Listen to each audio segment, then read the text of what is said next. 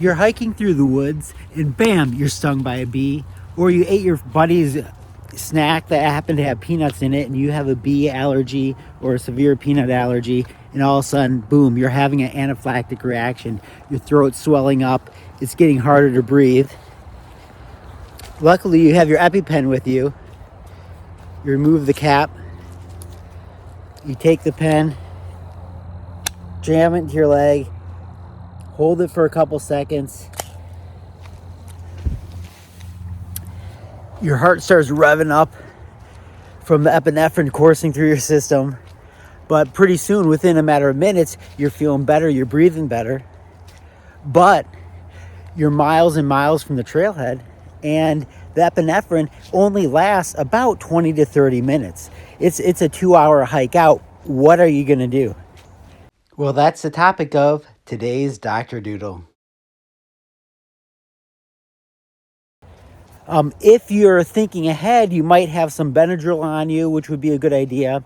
An H2 blocker like Pepcid also, they help prevent or reduce anaphylactic reactions. They're longer acting than the epinephrine, but not quite as immediate and not quite as strong. So if you have those with you, which you should have, you would take those. But let's say 30 minutes later, the epinephrine starts wearing off. What do? You're so long ways from the trailhead. You only have one pen on you and it's been spent. You're in big trouble.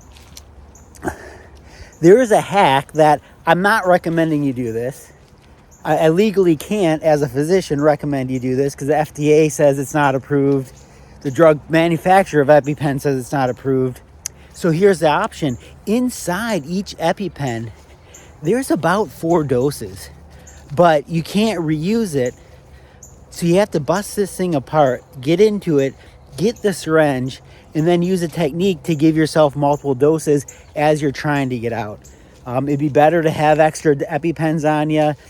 It'd be better to never hike more than 20 minutes away from a hospital.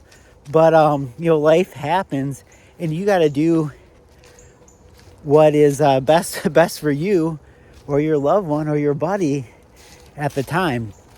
So we got 2 videos of how to open these things up that I want to show you. We're attempting to use some trauma shears to cut open the pen. The place where you want to cut it open would be right around where she's cutting right now, near the end of the pen. Trauma shears are incredibly durable. They can cut through clothes. I've cut through a penny, no problem with them, but they just won't get through the plastic of this EpiPen. So we switched over to a multi-tool with a saw blade. This saw blade works decently well. Just takes a few minutes to cut through.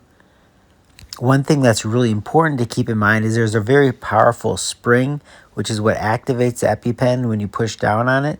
So as soon as the top of this gets cut through, it's just going to shoot out super far, super fast. So be careful. Make sure it's pointed in a safe direction.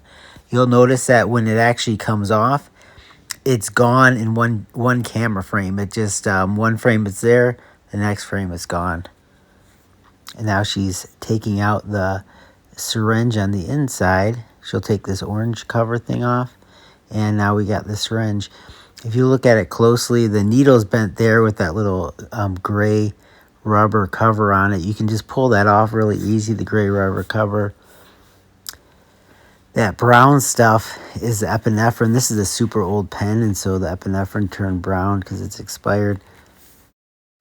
To prepare it for another dose, she's just going to withdraw slightly on the plunger so that the bottom black edge of the plunger is lined up with the glass, and then tipping it downward, you just push in. One dose is all the way down to where it hits the stopper at.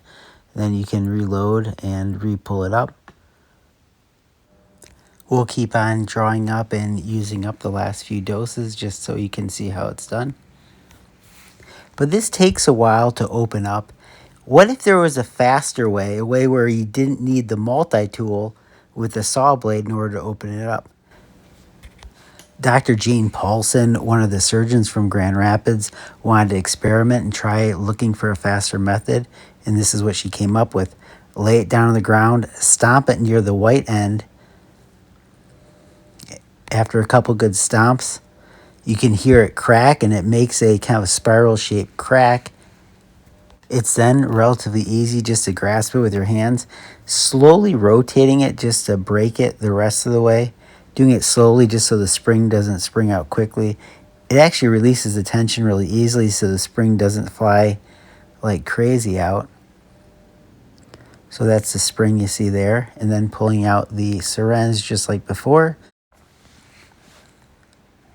There's a rubber needle cover you can pull off really easily. You have the needle.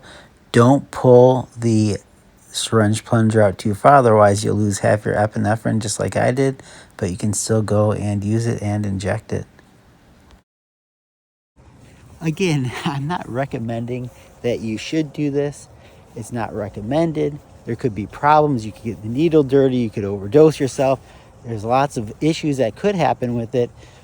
But back to the discussion, I want you in your comments below, is this something that you would do in an emergency situation?